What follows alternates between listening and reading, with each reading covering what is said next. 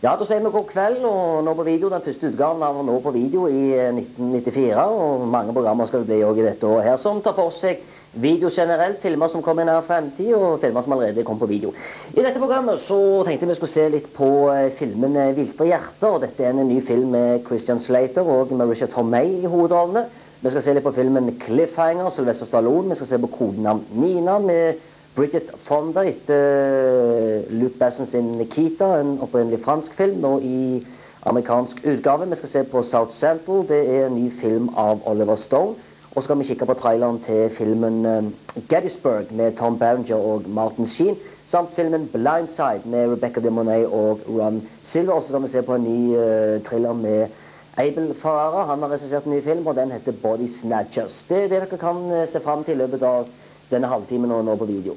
Viltre hjerter, det er en ny film med Christian Slater i hovedrollen, og Viltre hjerter, den handler om den frustrerte servitrisen Caroline, som er ishockeyfrelst og guttegal.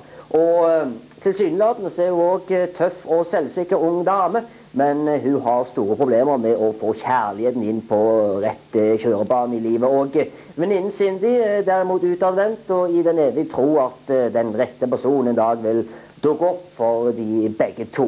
Viltre hjerter, det er en romantisk historie, og selv om det er en kjærlighetshistorie mellom Adam og Caroline, så er også filmens hovedtema det er samtidig en historie om samhold, vennskap og ensomhet. Og det er kritikerroste Marisa Tomei som spiller Caroline, og Rosie Perez hun spiller den viltre Cindy. Den sky- og avstandsforelskede Adam spilles av Christian Slater, han som har sett i filmer som Pump Up the Volume, har sett han i Young Guns 2, har sett han i Robin Hood, og i alle de filmer så har Christian Slater gjort glimrende prestasjon. Vi finner Marisa Tomei i en av hovedrollene. Hun fikk jo Oscar for sin innsats i My Cousin Winnie, hvor hun spilte mot Joe Pesci. Også Rosie Perez, hun har vi tidligere sett i Spike Lee sin film Do the Right Thing, og så man også i White Man Can't Jump. Og Oscar-vinner Tony Bill, han har regien for Viltre hjerter. Vi skal kjøre traileren på den.